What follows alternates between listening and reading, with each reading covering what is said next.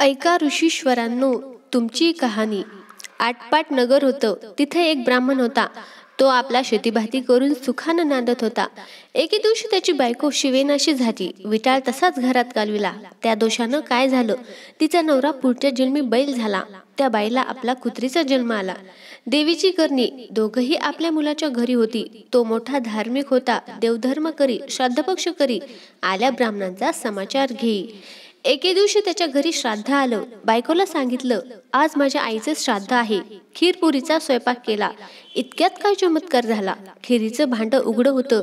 त्यात सर्पानं आपलं गरळ टाकली. हे त्या कुत्रीनं पाहिलं. मनात विचार केला, ब्राह्मण खीर खातील नी मरून जातील. मुलाला ब्रह्महत्येचं पाप लागेल म्हणून उठली. पटकन खिरीच्या पातेल्याला शिवली. ब्राह्मणाच्या बायकोला राग आला. तिनं जळतं कोलीत घेतलं आणि कुत्रीच्या कमरेत मारलं. तो स्वयंपाक टाकून दिला. पुन्हा स्वयंपाक केला. ब्राह्मणांना जेव घातलं. कुत्रीला उष्टमाष्ट देखील घातलं नाही. सारा दिवस उपास पडला. रात्र झाली तेव्हा ती आपल्या नवऱ्याजवळ म्हणजे बैलाजवळ गेली आणि आक्रोश करून रडू लागली. बैलानं तिला कारण विचारलं. तशी म्हणाली, मी उपाशी आहे. आज मला अन्न नाही, पाणी नाही. खिरीच्या पातेल्यात सर्पानं गरळ टाकली, ते माझ्या दृष्टीस पडलं. ब्राह्मण मरतील म्हणून मी पातेल्यात जाऊन शिवले.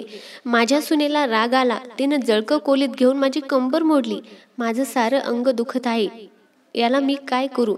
बैलानं तिला उत्तर दिलं, तू आदल्या जन्मी विटाळशीला विटाळ घरात कालवलास. त्याचा संपर्क मला झाला.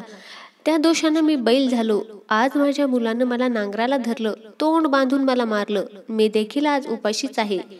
त्याचं श्राद्ध फुकट गेलं. हे भाषण मुलानं ऐकलं. लगेच उठून बाहेर आला.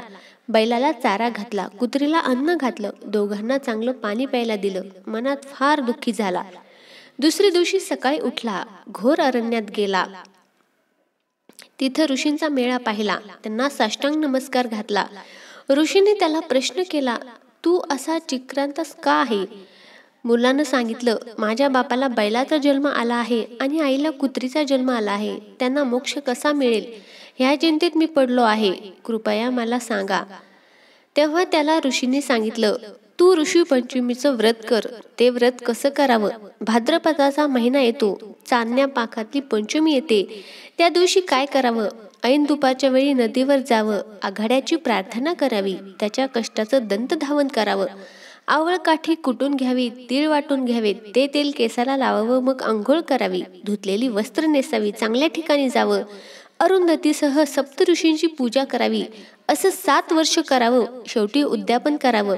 ह्या व्रतानं काय होतं? रजस्वाला दोष नाहीसा होतो. पापापासून मुक्तता होते. नाना तीर्थाच्या स्नानाचं पुण्य लागतं. नाना प्रकारच्या दानाचं पुण्य लागतं. मनी इच्छिल कार्य होतं. मुलानं ते व्रत केलं. त्याचं पुण्य आई बापांना दिलं. त्या पुण्यानं काय झालं? रजोदोष नाहीसा झाला. आकाशातून विमान उतरलं. बैल होता तो सुंदर पुरुष झाला. कुत्री होती ती सुंदर स्त्री झाली. दोघं विमानात बसून स्वर्गास गेली. मुलाचा हेतू पूर्ण झाला. तसा तुमचा आमचा हो. ही 60 उत्तराची कहाणी 5च्या उत्तरी सुफळ संपूर्ण. ऋषी पंचमीच्या सर्वांना हार्दिक शुभेच्छा. ही कहाणी आवडली असेल तर नक्की शेअर करा आणि चॅनलला सबस्क्राईब करा. धन्यवाद.